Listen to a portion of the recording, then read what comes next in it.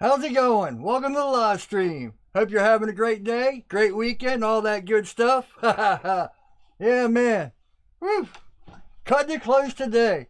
The funny thing is, I had this thing all set up at 1:45. I had it all set up, so I'm like, oh, I have plenty of time to get this done. Everything's set up perfect. Everything sounds good. All that's going on. All that's good to go. And so what do? I relax, start watching some YouTube myself, getting on email, doing this, getting that. And I look up, it's like 2:50. I'm like, oh man. I think I do this to myself just to be better. For some reason, I'm better under pressure. When I'm under pressure, I seem to perform 10 times better than if I just have plenty of time to do it and plenty of time to work and get everything done and take my time. But man, when I put myself under pressure, I seem better. Like back in high school, I was always good at tests. I would study just enough, but I'd go in and take that test, and it's like my adrenaline and everything else would kick in. Oh, so I guess, by the way, make sure to like this if you like it, dislike stuff, tell me what's going on. If you have any ideas, talk about it here or on the repost. I think I'm going to switch up that whole thing because it seems like every live stream I'm like, okay, this is what it's about. This is what you got to do if you're watching the repost and blah, blah, blah. So I think I'm just going to change it up, say it how it is. Like if you like, dislike it if you don't, let me know what's going on. Hey, what's up, Chip? Chip says he didn't get the notification. Well, at least you're here. That's all that's important. What's up, Stalking Wolf? Oh, Stalking Wolf, by the way, when I do my jig video, I'm going to make sure to give you credit for that calculator. I haven't used it yet, but man, that's anyone that's thinking about using a jig or whatever, that's great information to know. So I'll make sure to put that in when I start grinding the bevels. I actually got them all surface ground and ready to go, but I want to do something to the jig. I bought these because I think the weak point of that jig, if you guys have watched my videos on the jig, if you're, the hinge seems to be the weak point. And I made all these things to compensate for it, but everyone's like, man, why didn't you just buy bullet hinges? So that's what I did. I bought bullet hinges. Now I'm going to have to figure out the best way to put these on. But I think tomorrow, I've got a few projects I want to tie up. And instead, now that I got the heat treating done, I was going to wait for the elements and all that. Which, if you guys watch any prior live streams, I always talk about how, oh man, I'm waiting for this so I can do this project. And it's something, it's one of my big, I don't know if I'd call it a weakness. It's something that's really holding me back. Because I'm always like, I guess it's the way my mind thinks. It's like, oh, I want to do it the best I can. So in order to do it that best way, I have to wait for this in order to get that project done. And, it holds me back on a lot of things. But that's why I got up, I guess, what was it, Thursday or Friday? And I was like, I'm not waiting for those elements. They still haven't came. So I would have missed a, Saturday upload just because I was waiting around for something else. So what I decided, get up and do what you can. So, that's I'm trying to fix that about myself. Hey, what's up, M&S Blades? How you doing, Martin? By the way, I think I talked about this a couple weeks ago or last week. I found someone to edit my podcast or these live streams for me. So the podcasts are back up. I think I put like 3 or 4 back up now. Man, it's such a relief. And at first, the thing is, with my OCD, I listen to it and it's like, oh, he missed this. Or I don't know if it's a he or a she, but they missed this. They missed that. Oh, why didn't they take this out? And I realized, man, this person doesn't, they're getting better because they're learning what I want and stuff. And they're great to work with. And they revised it and stuff. And now they're coming out almost to where I want them. So it's great, but it's so nice not to have to worry about something like that. I think I've talked about that before. Like, you can go on that Fiverr site and get someone to edit your videos, but I don't think I could ever have someone edit my videos. Even if I got to like Alex Steele level, well, maybe then, because you need, whatever, because, he's got Jamie. If you guys watch Alex Steele, he's got Jamie that does all his video editing. And I think a couple of weeks ago, he said he's even still, Jamie's back in the UK. I think he probably drop boxes them. And because when Alex first moved here, you could tell there was a different quality in the video edits, and it just wasn't the same. But I think he just decided to send the stuff to Jamie and get them done, because Jamie's an awesome editor. So it would be hard to find someone that just has the way I think or whatever, because, I've talked about Casey Neistat a bunch, and that's what he always says. He's like, I dictate people to do all these other chores, but there's no way I could ever dictate someone to do my editing, because they're just not going to edit like me. So, and even if it's bad editing, people don't like the videos, it's still my style, if that makes sense. But I'm off on a tangent. I wasn't even planning on talking about that. Yeah, I'm still on the fence about this jig. I don't know. But then again, I'm a beginner with it. So, of course, I'm not going to like it. I'm used to freehanding. So, changing the way I do something isn't going to feel right. I'm not going to like it at first. And that's okay. The thing I'm trying to figure out is it faster? With the whole thing where you have to make sure once your blade is heat treated, you have to cool it down and all that stuff. So, I don't know if I said this, I might be repeating myself. I think what I'm going to do if I do use a jig from now on is my preheat treat bevels, I'm just going to freehand, because I can quick, they don't have to look good. They just have to be in there. And, there's a whole controversy of, do you grind your bevels preheat treat, or do you just heat treat and then grind your bevels? And, both sides of the fence make sense. Because if you pre-grind your heat treat, there's my dyslexia saying things backwards. If you grind before now I'm trying to think and talk at the same time. If you grind before you heat treat, it saves belts. But if you just heat treat and then grind, it saves time and you can get it all done in one swoop and all that. But with the jig, you got to dip, and I was thinking, maybe I'll try this, like take a wet sponge and put it in a dish or something, do 2 passes and then cool it down with the sponge. Because taking the whole jig and dipping it in the bucket just seems like a whole big time. It seems like it would take a lot more time, do 2 passes and dunk it. And at first it's like, oh, well, I can just, I got it right here. If I'm doing the knife, I can just hold it here and I'll feel the heat. But just because it's not hot here doesn't mean the blade down here isn't hot. So that's not a good way. And you can't put your thumb, I guess you could put your thumb behind, but then you're basically freehand grinding. So I'm trying to figure out an efficient way to cool the knife after heat treat, if that makes sense.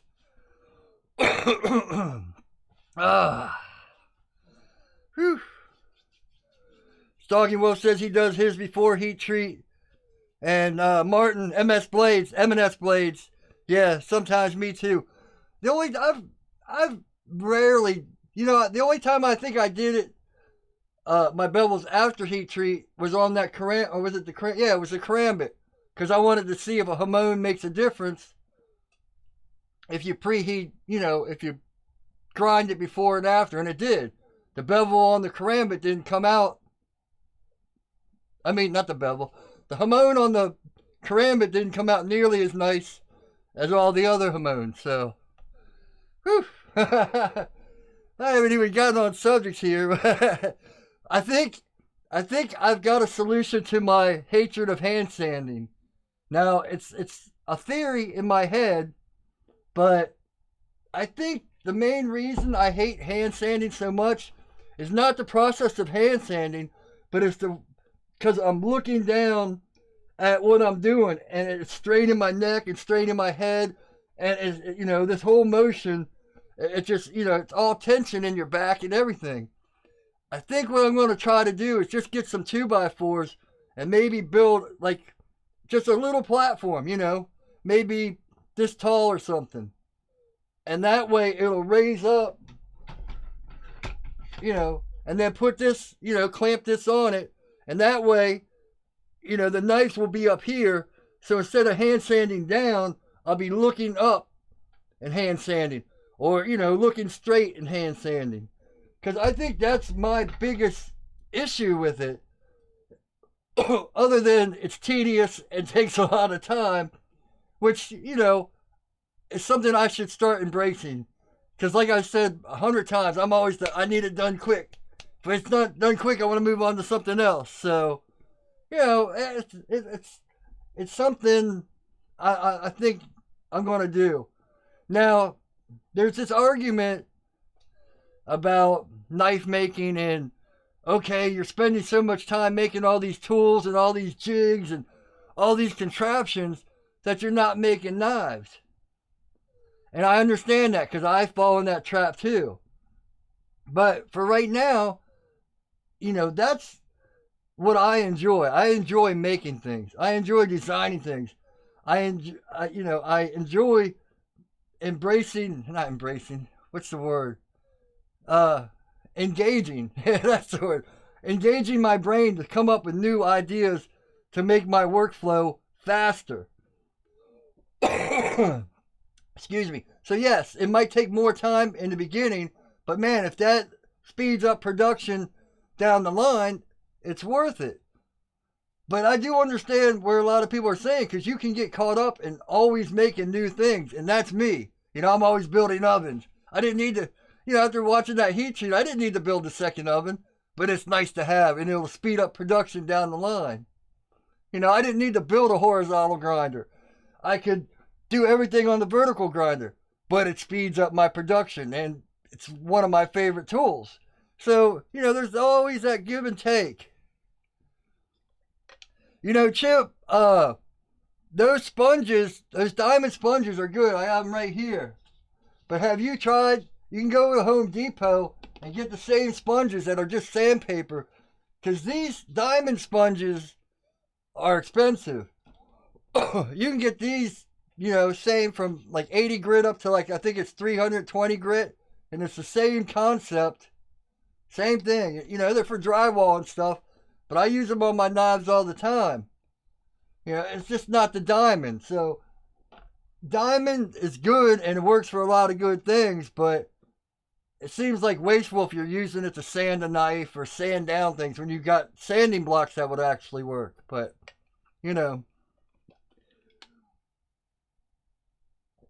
But, if the diamonds work better, I hope this message on top of every message I ever say comes out on top. When I say to do something, or when I say this works for me, or this is how I do it, that doesn't mean that's going to work best for you. If the diamonds work best for you, do it with that. Like my good friend Heath over at Shepherd's Forge. He saw something on Alex Steele. Here, I'm bringing up Alex Steele. I guess this will be the Alex Steele show today. But when Alex Steele was working on that sword with a lot of detail in it, what he did is he took painter's tape, put the painter's tape on one piece, and then super glued the other piece to it. And that's for very precise work, So Heath is like, I'm going to start doing that with my handles. And I told him, if that's what works for you, that's great. But really, super gluing that all down is an extra step that might make more work than actually when you can just put the blue tape on. Because I think Simple Little Life uses the blue tape too. He puts it on the handles and he draws out the handles. Me, I just draw out the handles with a, silver marker or black marker. And that way it gives me a little extra room to work. Because I just found anytime you can give yourself extra room to mess up, it's better than making it all precise, cutting it out and messing it up and having to start over, if that makes sense. Whew. I'm a carpenter. Okay, yeah, Chip says he's a carpenter and uses regular sponges every day. Okay, I was just making sure because I thought so. I just, sometimes when I say stuff, I don't want it to come off like you have to do it this way or that way or. So, but man, I do. In fact, I got just like one of those diamond stones for like sharpening bench grinders and stuff, and I use that thing all the time too. So, diamonds come in handy for sharpening, and I got diamond stones to flatten out my whetstones and all that good stuff. So, yeah. Oh man. So Chip, it's funny.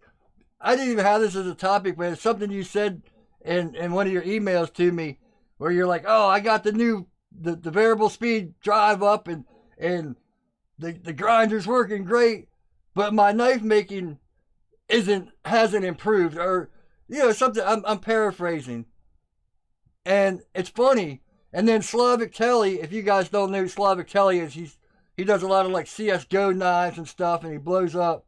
I'm sure any knife maker knows who he is. But he even said in a video he just put out, all these people are asking me, "Oh, I don't have the tools you have. How can I make knives if I don't have the tools you have?" And, honestly, I went the opposite way. I bought all my tools as fast as I could buy them. First thing I started out on a 1x30 for about 2 weeks, hated it, bought my 2x72. Used an angle grinder for a couple weeks, bought the bandsaw. Every little hurdle I faced, instead of conquering that hurdle, I found a new tool to make it easier. But in doing that, it really slowed down the progression of my knife making. It took me 2 years to even sell my first knife, or to attempt to be happy to where I would like to sell my knife, if that makes sense. Excuse me. Because I don't like putting stuff out if I'm not happy. That's been my philosophy about knives and selling them. Would I buy this knife? If the answer is no, then how can I sell something I wouldn't buy? And that's like my biggest issue. So buying all these tools instead of learning the process in between which tools I need. Like, I can use an angle grinder. I used an angle grinder to cut coping, when we used to build houses. Usually people use coping saws. We pulled out the 4-inch angle grinder and grinded it out. But I didn't know how to use an angle grinder to make knives, if that makes sense. So it was slower. I wanted it faster. So I didn't learn the best ways to cut out your thing. And say I do a big knife, the bandsaw only cuts 6 inches at a time. So you can flip it over and do the other 6 inches. But if you got a knife, like that big chopper, I had to pull out the angle grinder. And, so cutting out things, just because you buy these tools that are designed for knife making, it's not going to make you a better knife maker. And believe me, I used to get frustrated. I wanted to sell my grinders and give up knife making because, man, why are these guys these guys have been making knives the same length as I am, and they look so much better than my knives. And then I'd be like, oh, it must be my arm. My arm is the whole reason. My hand, that's the reason I can't make these knives. Because, I have this thing. And no, it's not that. It's because I didn't take the time to learn how to properly make it before moving to this tool that makes it easier. I'm going on rants, not even reading the thing. Stalking Wolf, I got to get a bandsaw. Big difference with the 1x30 and 2x72. Yeah, I still have my 1x30. It's over in the corner getting all the dust coming off the other two grinders. Now, I have seen guys that sharpen knives.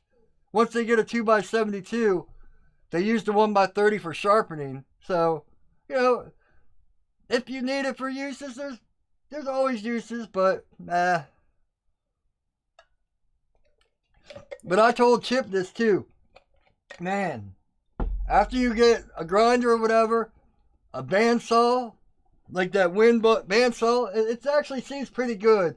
Seems about the same as the Harbor Freight, which I love the Harbor Freight. If they didn't do that whole thing where they wouldn't accept the coupons and give me the chance, I'd probably have another Harbor Freight. But I went and found another one. Which, by the way, the link's in the description if you want to buy the Win. It'll give me a kickback. It won't cost you anything. Oh, man, I feel so uncomfortable when I have to do stuff like that. I'm not a good salesman. But, yeah, the bandsaw, no matter what bandsaw you get, if you get a good used Milwaukee, DeWalt, Harbor Freight. Now, some of the things with the cheaper ones, I've heard of people have problems with them. So make sure you get the 2-year warranty or the 4-year warranty, or, when you buy stuff on Amazon, they always have like the insurance program or Square Trade program where they'll give you 2 to 4 years if you pay extra. That little bit of extra is worth it, because put it this way, if you don't buy it, you're guaranteed that your machine is going to break. That whole Murphy's Law thing. If you buy it, you'll never have a problem with it. So,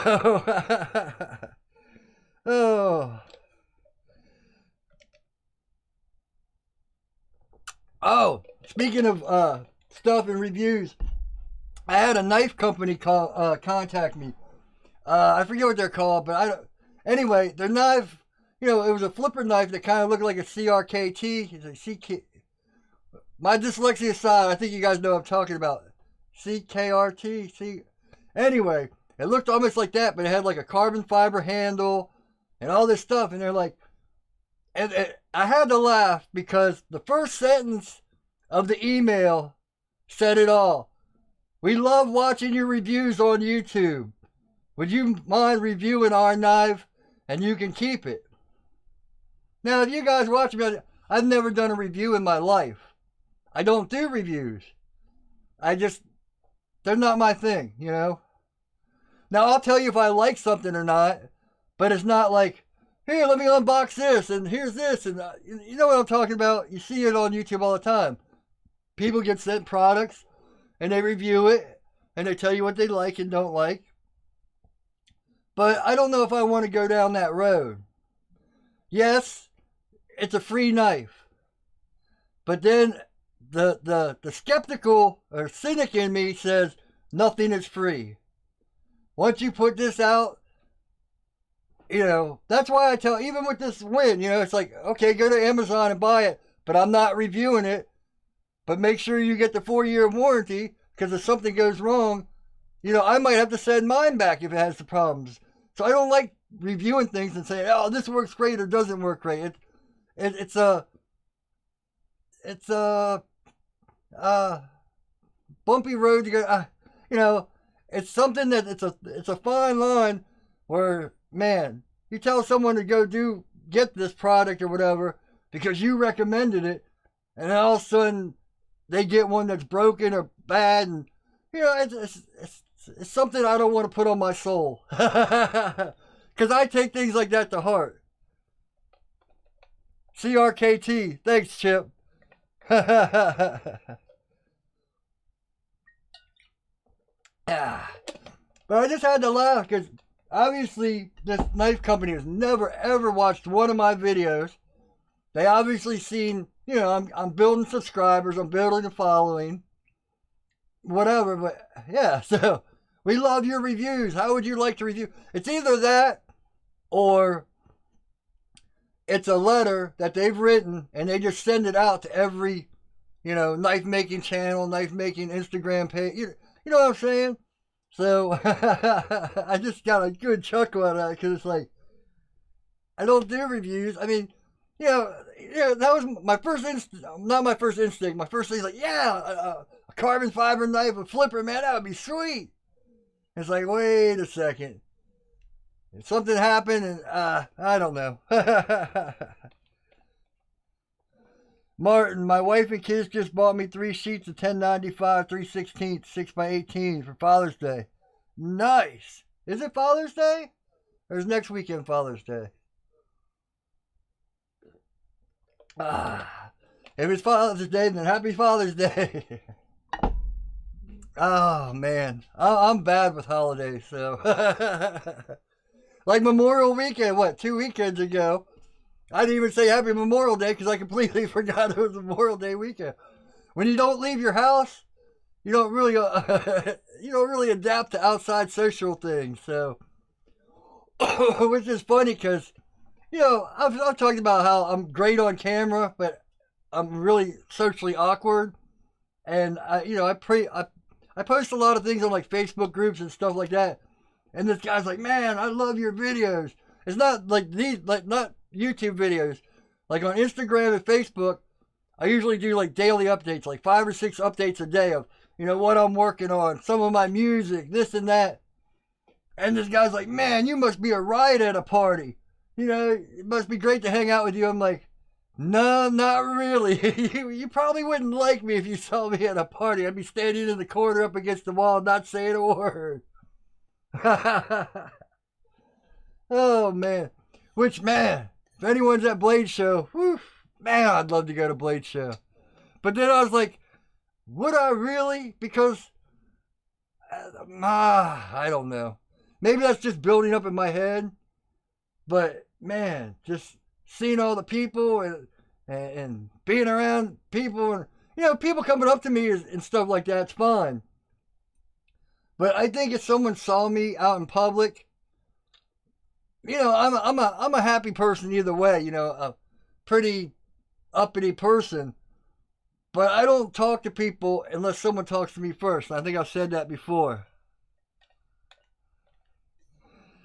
Get 3 handmade knives. Hey, what's going on? Eddie, I didn't realize that was you last week. I was like, oh, wait a second. I know that Gep 3. You want to see a guy that makes some nice, sweet knives, man? Check him out. Gep 3 handmade knives. Yeah, Eddie Pennington. He's one of the guys that's on my Facebook groups, man. That guy's been making some real nice knives. Whew. The only thing about 1095 is you gotta have Parks oil. Have to Parks oil, normal vegetable oil make. You know what? 1095. You don't need Parks. I mean, Parks works, but McMaster Car works on all my 1095. All these knives, all these knives. In fact, this knife right here was the knife I did the Parks first McMaster car. The only time you really need Parks is if you're doing like W2 and you want a really sweet Hamon. That's where the only difference I really saw. And it wasn't a big difference. I did the W2 in Parks. And, you guys can go watch that video. But, yeah, McMaster car is like 3 or 4 times cheaper and works just as good. Now, vegetable oil, if you're doing 01 and stuff like that, vegetable oil is good. 1084, it'll work, vegetable oil. But, yeah, it really depends on what you want out of your knives. So, yeah. Martin from MS Blade says he loves 1095. 52-100 used to be my favorite steel. But since I've gotten on this whole Hamon kick, I think 1095 is my favorite steel too. W2 is great, but it's so hard to find. Usually New Jersey Steel Baron has it, so you can order like 4-foot pieces. But I don't do enough in W2 to buy that much at a time. Maybe I should. Maybe I should get more into knife making and stop making videos, right?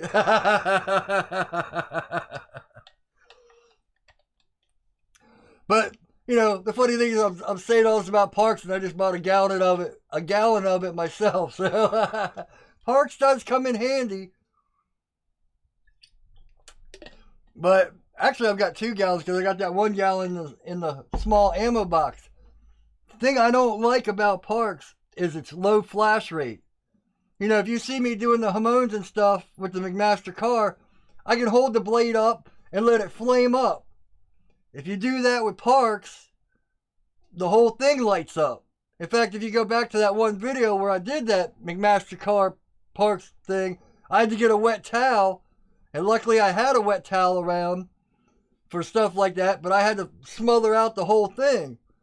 Now, if you're making like a small, like a paint can or something with parks, something small where you can just put a lid on it, that's fine. But if you're using like an ammo case like I do, and the whole thing flames up, yeah, I I really didn't like that about parks, but it is a lot it is faster. I think McMaster car is 11 seconds, and parks is like 9 to 7, and water is a lot faster, but water cracks your blade. So parks is that really good medium. But there's a lot of steels where you don't need that fast of a quench. You know, like I said, tool steels. 01, 52-100. I don't know about 80 CRV, but if you were to try like 52-100, you might get less of a hardness out of it because of what it is. Chip says, when I quench my 1084 in vegetable oil, it doesn't catch fire. No, yeah, that's because vegetable oil has that low flash rate. So, Stalking Wolf. For me, it's weird. 1084 is the only steel that always wraps on me.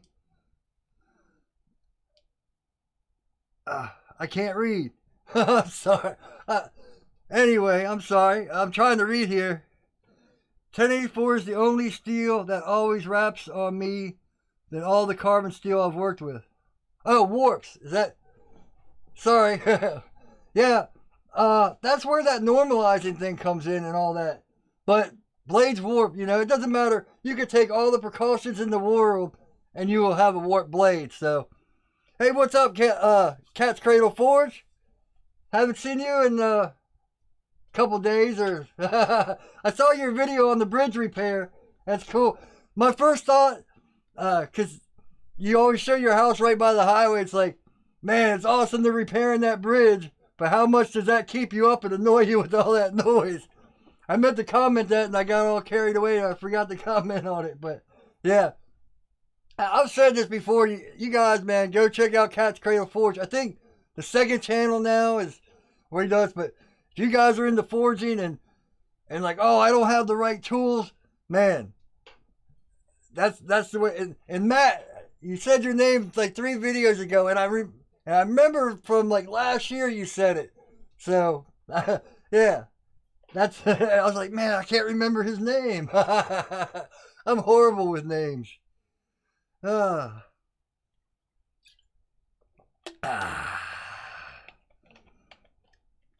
won't hurt for long. Hey, what's up, guy? Man, that entry you sent me, that's cool. It's awesome to see people that take stuff that I put out. I love that name too. It won't hurt for long. He actually made an etching machine like the one I did in the videos a couple weeks ago, and it looks sweet. So, doesn't matter how thick your steel is for what used to quench it. Sometimes. Honestly, I'm not. I only use like 3/16. So, I don't think it really matters that much. You know, if you guys know. Now, if you had like a really thick steel, the best thing to do, you know, I say this all the time, if you have a steel that you're not familiar with or something, go to the data sheet, like 52-100, type in 52-100 data sheet, and it'll usually tell you the time you need and what you need to do to heat treat it and quench it and stuff like that. Now, the thickness might have to do when quenching with how long it takes to actually cool it down, but yeah, I to be honest, I can't answer that without BSing you. You know, I can give you a BS answer. It's like, of course it matters, you know, but honestly, I don't know. So, and you know, it's funny because I just said BS. It makes me think. I always get these comments. It's like, and someone cusses or email or something. We're like, excuse my language. I know you don't cuss. You know, man, if you saw me in person, I cuss big time. But the reason I don't cuss on camera and stuff, you know, say a 12-year-old, 13-year-old kid wants to learn about knife making.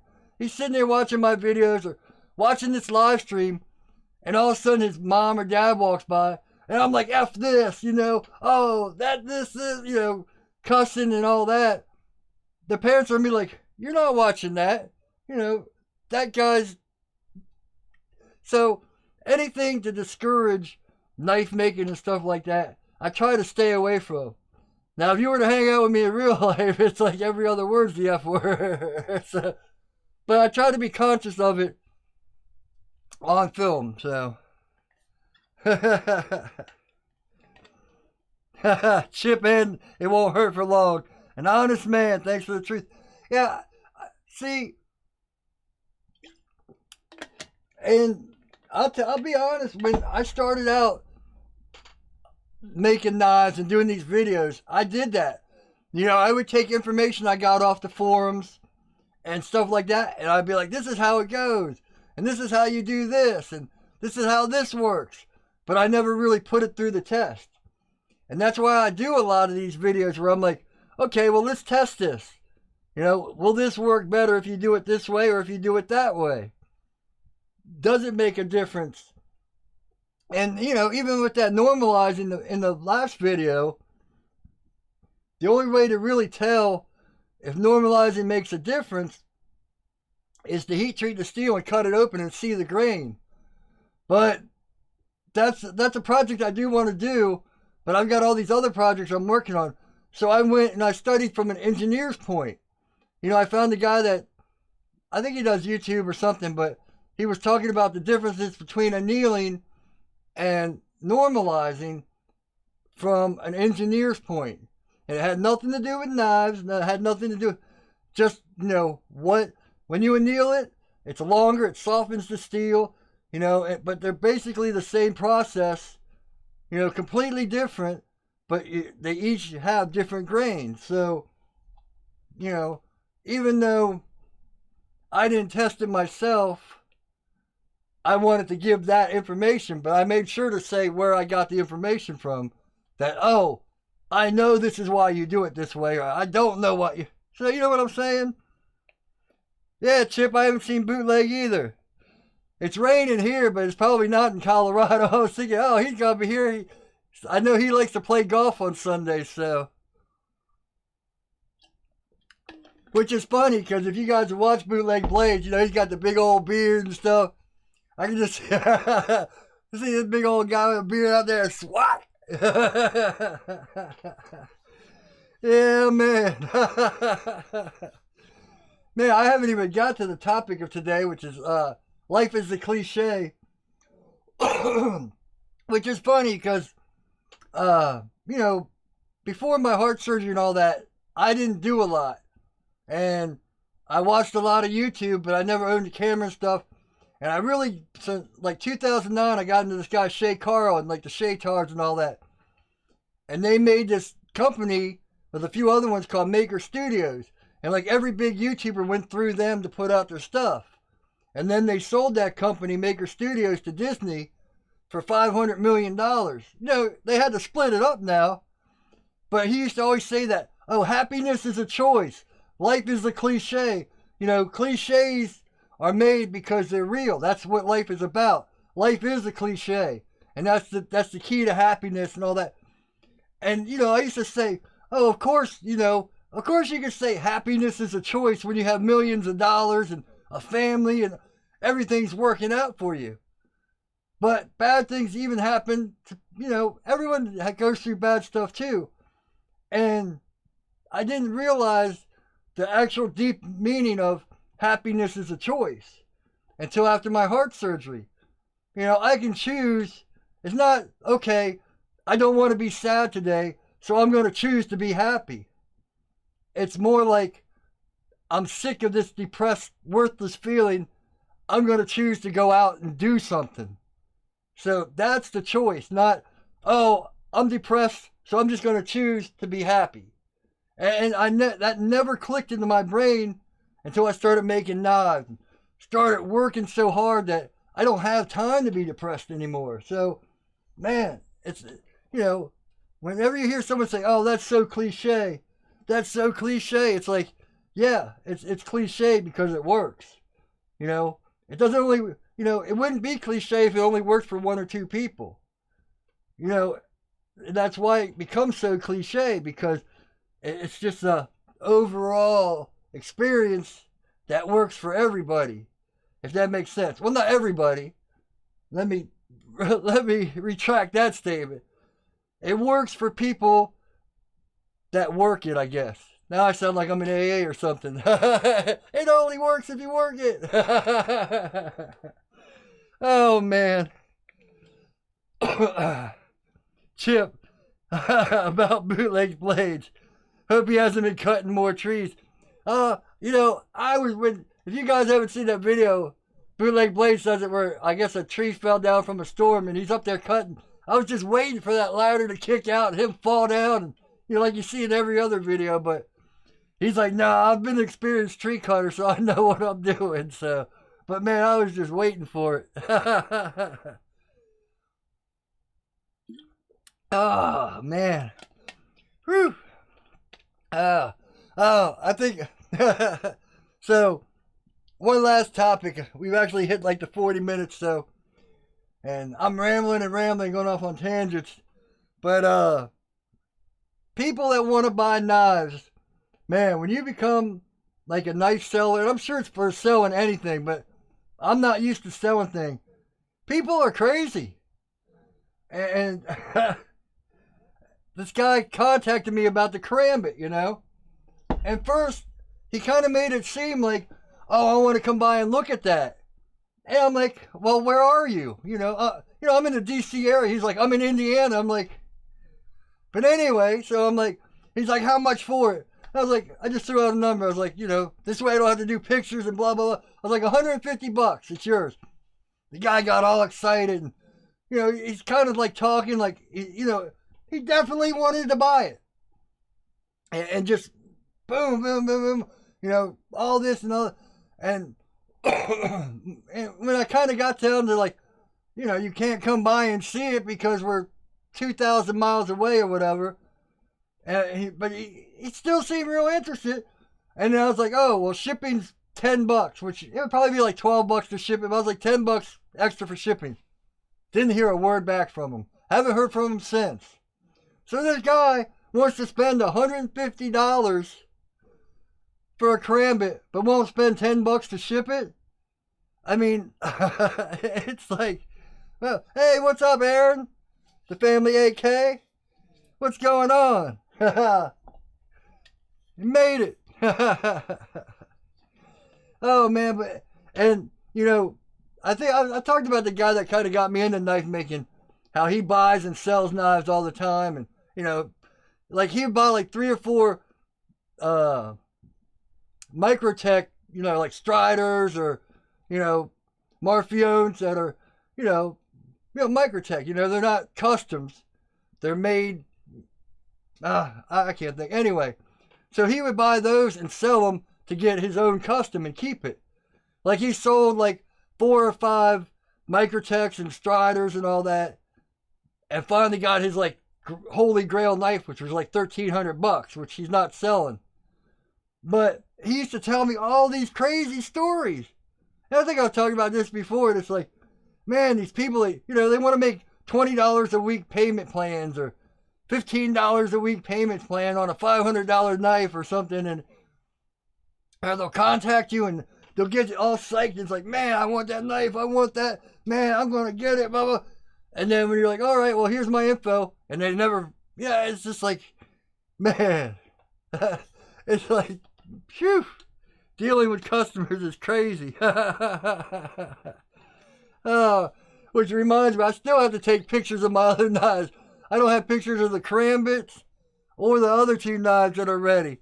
I've had 3 knives for sale. Well, for sale, or finished, I should say, not for sale. I've had 3 knives finished for 2 weeks, and I still haven't taken pictures of them or put them up on the website. Or I gotta conquer this fear of photography. In fact, that's what this is right here. This big white thing. That's like a light box or a soft box to put your stuff in to deflect the light. And it's sitting here because I pulled it out to try to take pictures, and man, it's kicking my butt.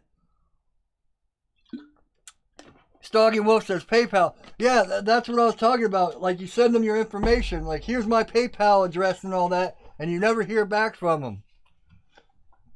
Now, one thing that's bad about PayPal, and I haven't seen it as much lately, but on Instagram, that's how a lot of people work, through PayPal with Instagram.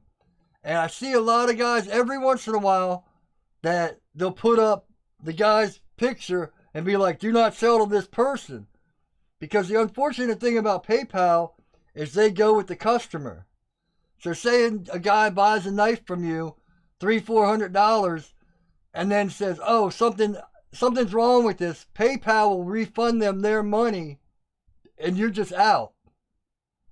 So now I don't know.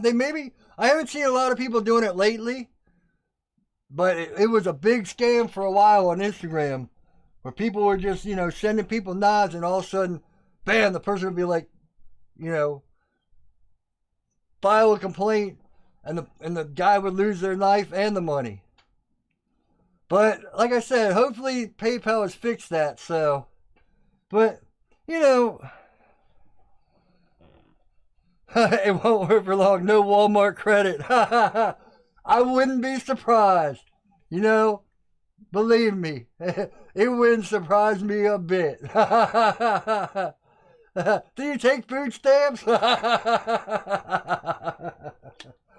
Oh, man.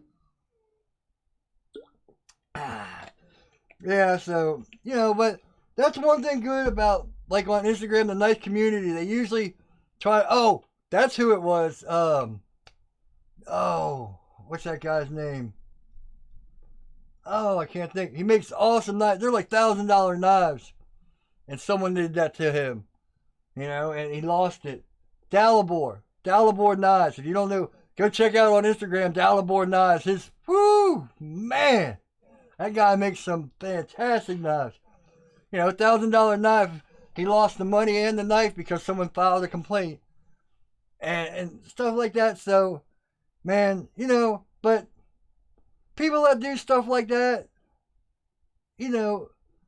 money's not everything. I know you need money to live, and you need money to, just to be. And money is very important. People that say money's not important are the people with money, So money is important. But when you go around robbing people and pulling off scams like that, it comes back. You lose your integrity.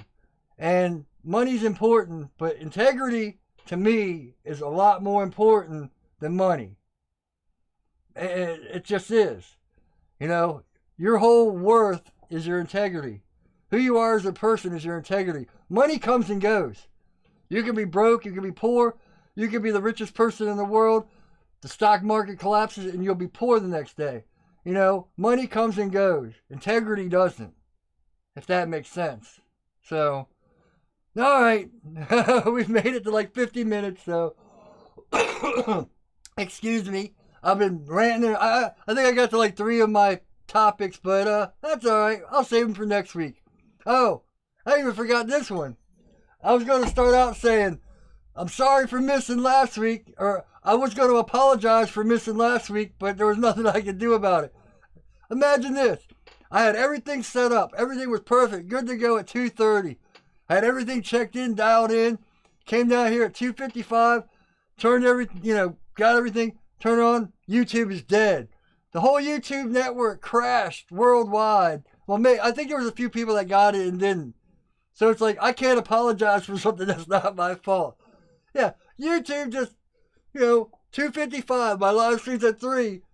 Gone. I sat here till 4:30 trying to get it working and Googling how to fix it. And I just gave up at 4:30. It was like, well, looks like there's no live stream today. So, but I used the same title from last week, so saved me some time there. Even though I only hit it on a little bit, but Oh, man. All right, guys. Thanks for stopping by. You know, like this video if you're watching on the repost. Dislike it. Tell me I'm an idiot if you think I'm an idiot. That's fine with me, you know. When people tell you things that are bad about you, you can take it two ways. You can either be like, oh, man, I am that bad. Or you can be like, oh, well, this is something I need to improve. And that's when people give me feedback that is like, oh, man, why are you doing it this way? It's like, I analyze it and be like, maybe I do need to fix this. Or maybe this works best for me, so that's how I do it. And they do it this way. You know, and that's why I always tell you guys stuff like that. But, yeah, if you don't like it, dislike it. But leave comments to tell me what to do better or what you think would improve and all that good stuff. I got shirts on my website, which, oh, I didn't even get to that part. Little tangent here. Man, I've used Wix website since 2012 for my music and all that stuff. So, since I used that website for my music, I just adapted it to my knives. That's why it's not called Invader Knives, it's called DaveErving.com. So, they have a yearly plan that's like, you know, instead of $30 a month, it's like $22 a month, which saves you money. Now, the website was supposed to renew on June 5th, right? Which their prices went up to like $300 from like $150. They almost doubled. 10 days before, they charged me, which I had like $200 in the bank account just to make it. It was like the last week of, I can't even think. Last week of May. I almost said March. Last week of May, all of a sudden I look and my bank account's, you know, overdrawn. And it's like, what? I almost cussed there. What the F? You know, and I was furious. I contacted them. I was like, man, how can you charge me 10 days early and all this stuff? And they said, oh, we'll give you a refund, but it's going to take 20 days to get a refund. I had to go find a friend and borrow money off them just to get money back in my account. I had to call the lady that comes and cleans the house and tell her she had to wait till the beginning of June. Luckily, I sold that fillet knife, so I had the money to pay for my mom's, you know, bath lady and stuff. But, man, it's like 10 days early, they just all of a sudden put the payment through. And, oh, man, I was furious. You would have heard some cussing there. All right. I just had to get that one off my chest. But so shirts are on my website. Amazon links are up in the card. And all the stuff you see me, you know, cameras, all the tools I use and stuff that you can get on Amazon are down in the description and also on the website. Anything I'm forgetting? Any more shilling I can do? I guess not. All right. Thanks for all you guys showing up. I really appreciate it. I have a feeling I haven't been reading half the comments, and I'll tell you what, I do go back after the live stream and kind of check them out, and so I do read them, but if you guys have been here, you know my reading's horrible, so a lot of times I miss them, but anyway, man, I'm horrible at saying take it easy. So let's have a great week. If you guys are just here for the live stream, I'll see you next Sunday. If not, hopefully I can get out a video on Wednesday, which I think I'm going to try to redeem myself with that 01 outside if weather permits. So, all right, man, hope the weekend's great for you for the rest of the weekend and week's good and all that good stuff and all that stuff I always say and with my hands moving everywhere. All right, guys, take it easy.